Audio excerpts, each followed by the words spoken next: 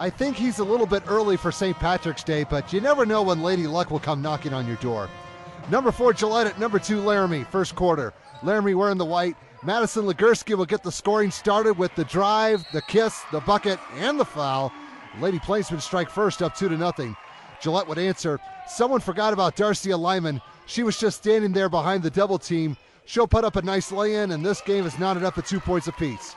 Skipping ahead, things are now tied at 4, but not for much longer. Katie Kuhn will let her fly for 3, and she buries it. That got the crowd into the game, and the home team would eventually go up 9-4. The Lady Camels come right back. They may not have Jordan Kelly anymore, but they got some players that can score, like Danny Williams, who will split 2 defenders and lay in 2 of her 10. Her team's only down 9-8. The defending state champs did not stay down for long. This is Shelby Johnson fighting her way through traffic. She'll bank one off the glass, and it drops in to even up the score at 11 points all.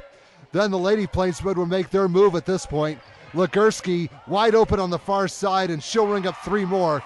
24 points for the junior, and that one put her team back on top 14-11. Speaking of Madison, you think there's any family connection with UW women's basketball coach Joe Legursky? Consider that question answered with a resounding yes. Laramie was enjoying a 17-11 lead after the first 8 minutes, but there was more to come. Second quarter, more from Legursky. She was a one-woman scoring machine for a while. Baseline drive, shoots over the defender, tack on 2 more points. Lady Plainsmen go up 19-11. Okay, she didn't do everything. We got to spread the love around.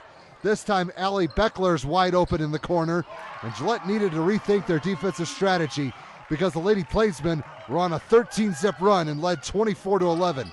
As for the Lady Camels, they needed to get something going. Things have been quiet on their end for a while. Sierra Towns will drive and get 2 plus 1 more. 15 points for the junior, and the 3-point play has her team down 10. It's 24-14. They would slowly get closer and take a page out of their opponent's playbook. Julia Siemens is open behind the crowd, but we saw her and we saw that 3. That has the score at 24-17 at this point of the game. The home team needed a momentum killer. Kuhn, she is silent but deadly when she's in the corner. That's what her team needed, and the lead is back into double digits. Laramie up 29-17. Let's get someone else in here that has yet to announce her presence. How about Kylie Heiser? She finds the open lane and puts just enough on that shot to get it to drop. The lead for the Lady Plainsmen is at its biggest. 14 points with the scoreboard reading 31-17. They would try to keep it that way for as long as they could.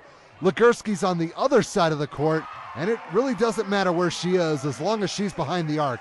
The home team was in decent shape, up 34-23 going into the locker room.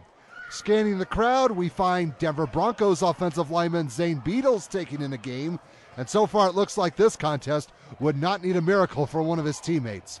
Third quarter, Gillette would get it in gear. Lexi Hill thought about the 3, then decided to get a little bit closer and settle for 2 instead. Not a bad idea, but her team is still down 38-28. The Lady Camels were putting up some tough shots, but that's what you got to do sometimes.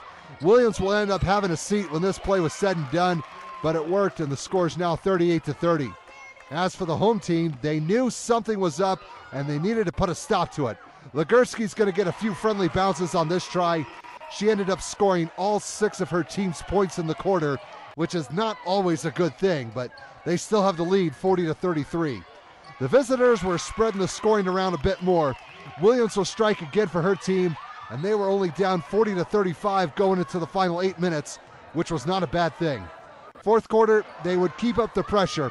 Toms is in the lane. Her teammates find her, and she finds her team 2 more points, and they were breathing down Laramie's neck, trailing 40-37. But there was still more work to do, and this time the defense would answer the call. Carrie Anderson is going to have her pockets picked by Lyman, and she's taken off the other way. That basket would cap off a 15-3 run, and we have ourselves a brand new ball game tied at 41. Later, we're now at a point in the game where Gillette has already had 3 players foul out, so the bench had to come through, and they did. Lexi Wild's at the top of the key, and she opened the door for 3, put in a few free throws, and the visitors would eventually take the lead 48-46. The Lady Plainsmen were not too familiar with trailing. This play was drawn up for Heiser, and it worked like a charm for the senior. Things were knotted up at 49, and we had to put some more time on the clock. Now we're in overtime, and I'll tell you what made the difference in a moment. This was a great heads-up play by Hill, who will drive the lane and get the finish. The visitors are back up 53-50. We're going to fast forward to the end. 5 seconds to go. Laramie down 3, and they had yet to score a field goal in the extra period. All their points came from the charity stripe, and Heiser's buzzer beater would hit the back of the iron. Good defensive pressure by Gillette at the end, as the Lady Camels would get out of the Gem City with a 56-53 overtime win.